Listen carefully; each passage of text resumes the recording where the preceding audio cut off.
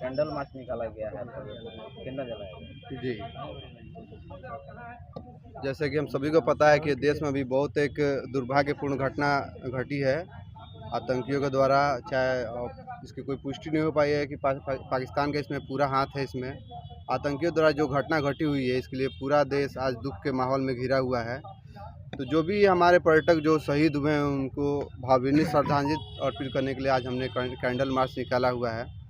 उनको हमारे जन स्वराज परिवार की तरफ से भावभीनी श्रद्धांजलि है। उनके परिवार के प्रति हम लोग की संवेदनाएँ हैं। और साथ ही देश में जो सत्ता में बैठे हुए पार्टी है, भाजपा है या जो भी पार्टियां हैं, एनडीए की सरकार है, उनसे हम एक आग्रह करना चाहते हैं कि सारा सरकारी तंत्र आपके पास है, सारी व्यवस्था आपके पास है, तो आए दिन ऐसी घटनाएं क्यों घट रही है। हम अमित शाह जी से और नरेंद्र मोदी जी से आग्रह करना चाहते हैं, अगर आपको लगता है कि आतंकवादी घटना है, पाकिस्तान का कोई इसमें इन्वॉल्वमेंट है, तो आप उन लोग को घर में घुस के मारने का काम कीजिए। सारा देश आपके साथ खड़ा है। अगर आप ये नहीं कर पाते हैं तो झूठ मूठ का जुमलेबाजी मत कीजिए, लोगों की लाश पर राजनीति मत कीजिए और समाज को बहकाने का काम मत कीजिए कि समाज किस दिशा में जा रहा है। ये आतंकवादी घटना है और ये आए दिन पिछले भी अगर हम लोग कोई भी रिकॉर्ड उठा के देखें तो आए दिन कोई ना कोई ऐसी घटनाएं घटती रहती है जिसमें देश की आम जनता को भारी नुकसान होता है और आम परिवार के लोग इसमें मारे जाते हैं। तो एक सुरक्षा को नज़र रखते हुए सरकार को इस पर बहुत गंभीर निर्णय लेने की ज़रूरत है। और हम फिर से आपसे रिपीट ये बात कहना चाहते हैं कि अगर कहीं से भी इसमें किसी भी आतंकवादी संगठन का पाकिस्तान का कोई इन्वॉल्वमेंट है, हाथ है, तो आप उसको घर में घुस के मारने का काम कीजिए। सारा देश आपके साथ एकदम कदम से कदम मिला के खड़ा है। ऐसे लग रहा है कि केंद्र सरकार कार्य नहीं कर रही। अब देखिए, केंद्र सरकार कार्य नहीं कर रही है। वहाँ पे जैसे पर्यटक है, हाल ही में 370 धाराएं वहाँ से हटी हुई हैं, कुछ आर्टिकल उसमें से हटा हुआ है।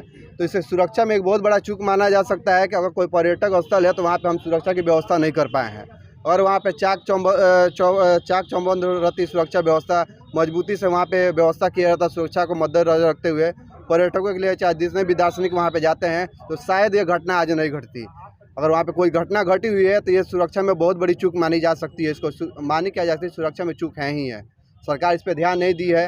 अब क्या कारण है कि वो इसमें बहुत बड़ी चूक कर रही है। इसमें कोई राजनीतिक अपना परिदृश्य स्थापित करना चाहती है या वास्तविक में कोई चूक हुआ है या फिर सरकार इस पर कोई कड़ा एक्शन नहीं लेना चाहती है। अब ये तो सरकार ही बताएगी कि क्या कारण है क्या नहीं है। क्या नाम होगा? ओम ठाकुर नाम हुआ, जन स्वराज के प्रदेश युवा कार्यकारिणी के सदस्य हैं। करना चाहूँगा, जैसा कि सरकार के द्वारा पैसा बचाने के लिए सरकार का जो खजाना है उसको मजबूती प्रदान करने के लिए 1,80,000 जो सैनिक थे उनकी संख्या घटाई गई है। जो सैनिक होता है, जो आर्मी होता है, एक ऐसा ग्रुप होता है जिससे देश को छेड़छाड़ नहीं करना चाहिए, जिसको राजनेता को, पार्टियों को इसमें इन्वॉल्वमेंट ज़्यादा छेड़छाड़ नहीं करना चाहिए। बिना तीनों सेनाओं के जो अध्यक्ष होते हैं उनके सलाह से 1,80,000 सैनिक कम हुए हैं। और ये सैनिक कहाँ से कम हुए हैं? ये सैनिक जे.एन.के से कम हुए हैं। जे.एन.के का माहौल सबको पता था कि अभी पूरी तरह से शांत नहीं हुआ है। वहाँ पे जो मिलिटेंसी है वो बिल्कुल वहाँ पे ख़त्म नहीं हुई है। फिर भी वहाँ से 1,80,000 सैनिक घटाया गया है, जिसका रिजल्ट आपके सामने है। आपने देखा जो 27 परिवार के जो नौजवान जो वहाँ पे शहीद हुए हैं, वो जो 27 परिवार है, जो व्यक्तिगत रूप पे वो लोग पूरा लाइफ टाइम इसको झेलेंगे। हम और आप आज श्रद्धांजलि देंगे, उसके बाद से पूरे लाइफ परिवार ही झेलेगा इसको। आपका कहना है कि वहाँ से अगर फौज नहीं हटाया गया तो ऐसी घटना नहीं हुई? बिल्कुल, आप वहाँ पे देखेंगे जहाँ पे पहलगांव टूरिस्ट प्लेस है, वहाँ पे सुरक्षा के नाम पे कोई व्यवस्था नहीं थी। ना वहाँ पे जो लोकल पुलिस है वहाँ पे ना पुलिस थी, ना सीआरपीएफ या पैरामिलिट्रीज के वहाँ पे जवान थे, ना आर्मी थी वहाँ पे। अगर इतने बड़े आप बोलते हैं कि यहाँ पे टूरिस्ट हम लोग डेवलप कर रहे हैं, टूरिज़्म डेवलप कर रहे हैं, तो टूरिस्टों को सुरक्षा देना आपका काम होता है। तो वहाँ पे क्यों नहीं सुरक्षा व्यवस्था था? आपकी इंटेलिजेंस रिपोर्ट कहाँ गई? आपका जो खुफिया तंत्र कहाँ गया? क्यों नहीं था वहाँ पे खुफिया? इतने बड़े लोग आते, इतने बड़े बड़े हथियार लेके आते हैं और इतना मतलब क्या बताएं, निंदनीय काम करके जाते हैं और आपको थोड़ा सा ही भनक नहीं लगता है?